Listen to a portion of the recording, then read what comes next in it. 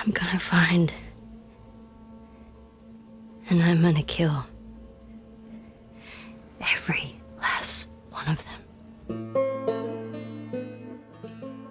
The Last of Us Part 2 offers a thoughtful perspective on cycles of violence, revenge, redemption, and how we deal with grief, among other things.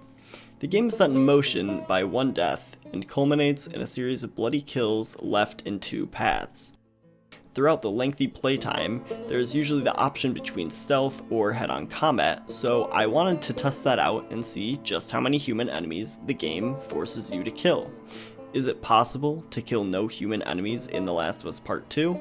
Let's find out. So before I start, I need to lay down a few rules.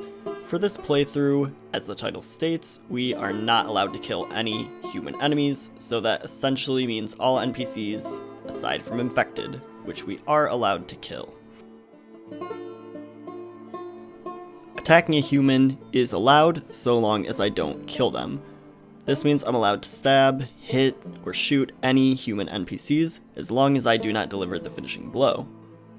My allies are allowed to kill enemies as long as they finish them off instead of me. Unlike the first game, we don't have a stats page to keep track of how many kills we have, so for the sake of this playthrough we will say if they stop moving and another NPC calls out their name, then we can assume that the enemy has been killed. Rule number 3, we are only counting kills by the player, so Abby and Ellie's kills do not count if they happen during a cutscene. If they happen during a QuickTime event, where the camera is fixed and I am only able to press buttons as prompted on screen, these do count since I am technically controlling them. Lastly, I just wanted to point out that I completed this on Grounded because any of the strats that I use should work on lower difficulties. This is also a glitchless playthrough, so I'm playing through every part of the game. Also, if you haven't played this game for whatever reason and you clicked on the video, I would strongly recommend playing it because this will be a very spoiler-filled video. With all that out of the way, let's get started. There really isn't too much to say for Jackson, as essentially all of the encounters that you face are with infected, so you kinda can't mess this challenge up here. Of course, Abby does kill Joel, but that's a cutscene and not something the player controls, so it doesn't count.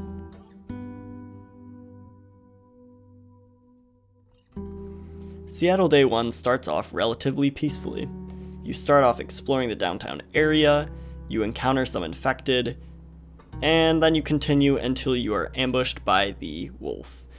Here, you are forced right away to kill Jordan in a QuickTime event.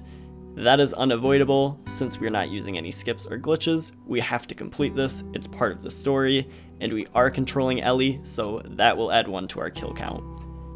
The following encounter, Eastwood Elementary, was hands down the hardest part of the game to complete in a no-kills run for several reasons.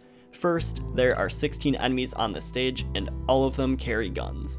The first 2 shoot at you, and normally, once you kill one of them, Dina kills the other, and it sets off a checkpoint. However, in a no-kills run, my strategy was to shoot one of them in the leg and run past. Because I didn't kill them, it didn't set off a checkpoint in the hallway, meaning every time I died, I had to completely restart the encounter. On top of that, both of them would follow me and make it much harder to stealth my way through the rest of the level. There are 5 more enemies that spawn in the hallway, and they do a good job of searching for you, and all of them have guns.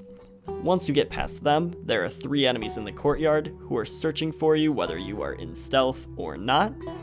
Past them, 3 more enemies are scripted to appear once you either kill the 3 enemies in the courtyard or climb onto the roof, essentially guaranteeing that you will be seen. If you can somehow make it past this, there will be 3 more enemies who spawn on the rooftop near the exit.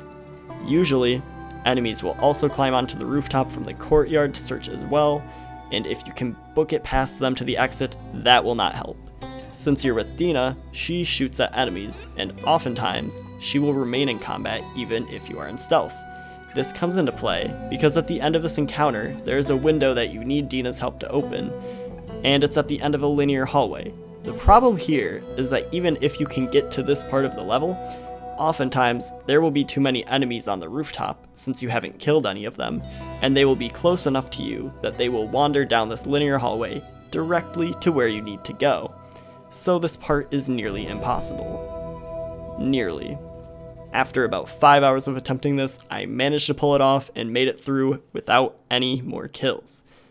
Day 1 is pretty easy otherwise, as the next sections can be avoided with stealth and running past the wolf in the news station.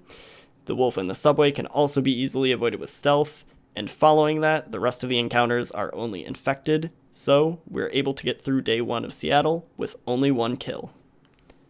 In Day 2, Ellie has plenty of encounters with the wolf and the Seraphites, but none of these even come close to the elementary school. Hillcrest is very doable with stealth until you reach Jesse.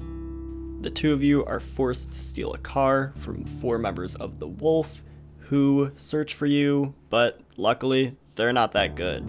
Jesse's able to take all of them out without any of my help, so none of those add to our counter.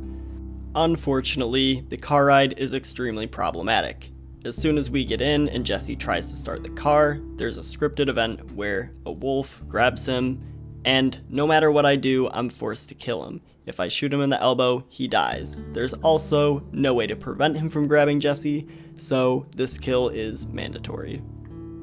Soon after, in another scripted event, you are essentially forced to shoot the driver of another car. No matter what you do, you can't progress until this driver is dead, and there's no other way for him to die other than by your hands. So once again, this adds to the kill counter. Following this, you have the flashback sequence where you only encounter infected, and then it's on to the hospital. Along the way, you fight more infected, and then we meet the Seraphites. Most of this section can be done with stealth and a little bit of maneuvering.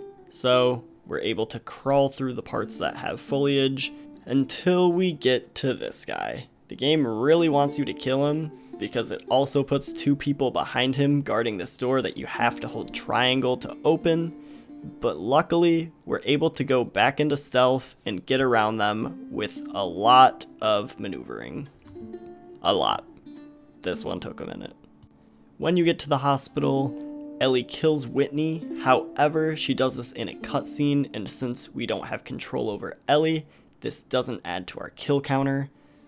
The rest of the hospital is relatively simple, as you can mostly just sneak by until you have to confront Nora. This one is a bit tricky, but hear me out. The game forces you into a QuickTime event where you torture Nora, and presumably Ellie kills her. However, in a cutscene following this, we hear that Ellie made her talk, implying that Nora is still alive after we are done controlling Ellie.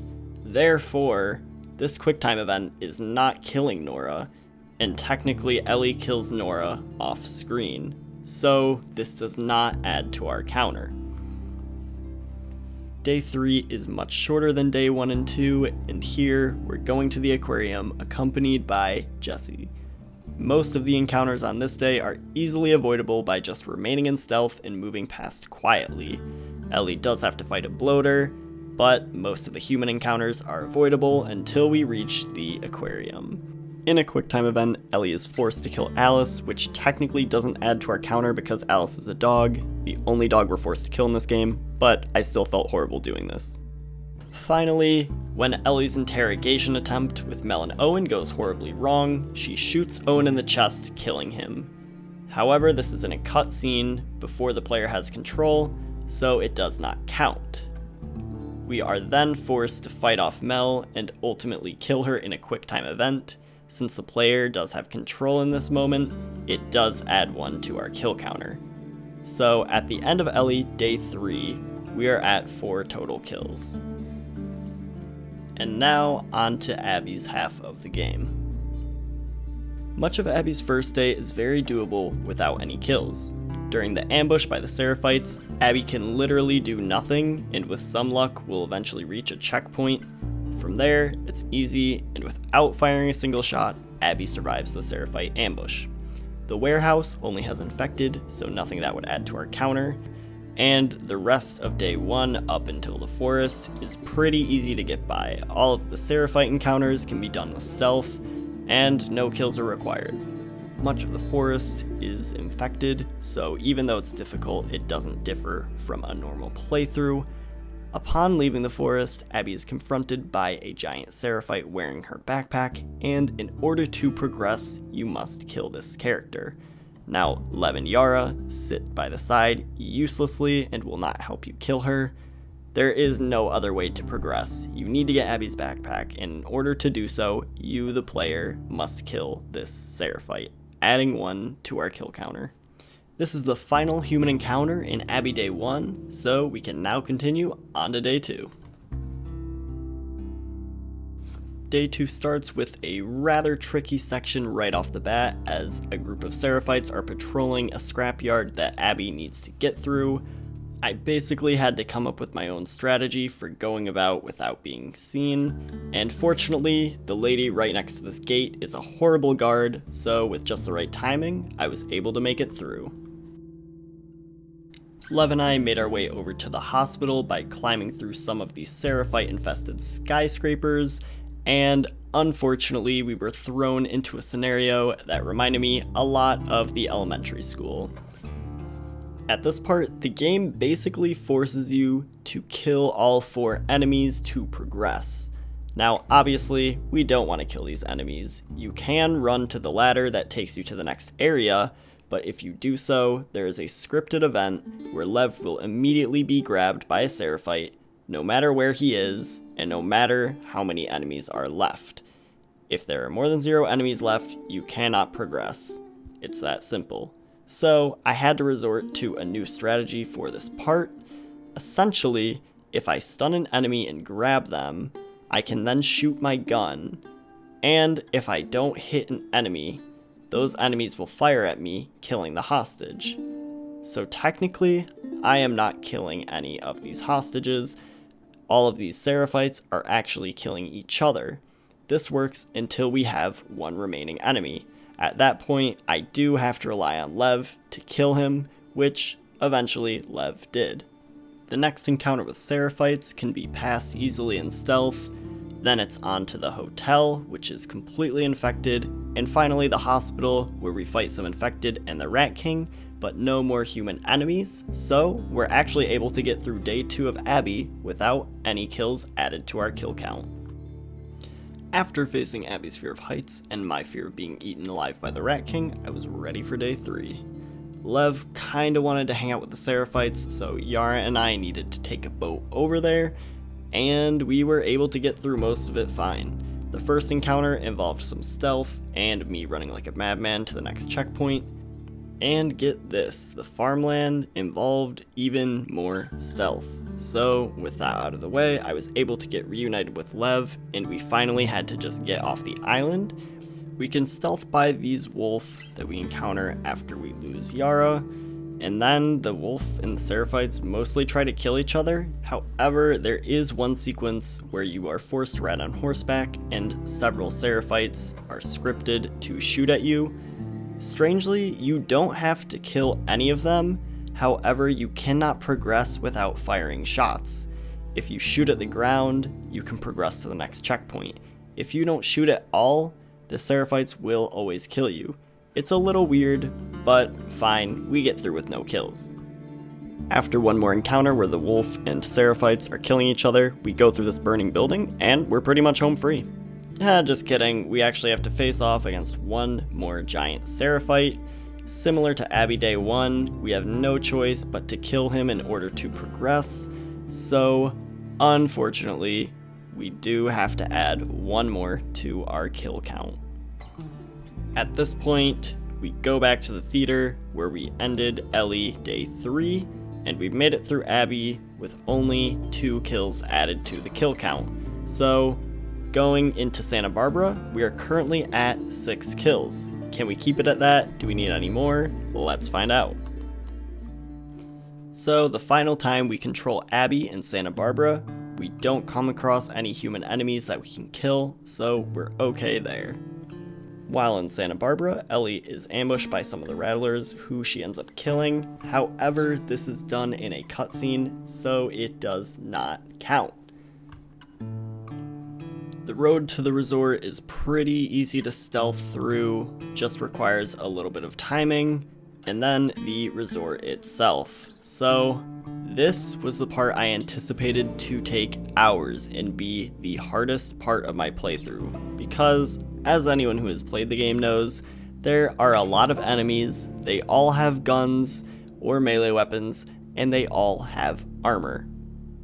However, I spent most of the game not killing humans, so I had a decent hoard of supplies by the very end, and basically I was able to just craft a ton of smoke bombs and spam throw those.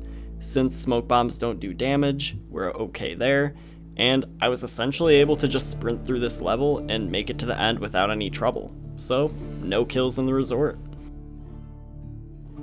Finally, we have the last fight between Ellie and Abby, but nobody dies, so we're okay there.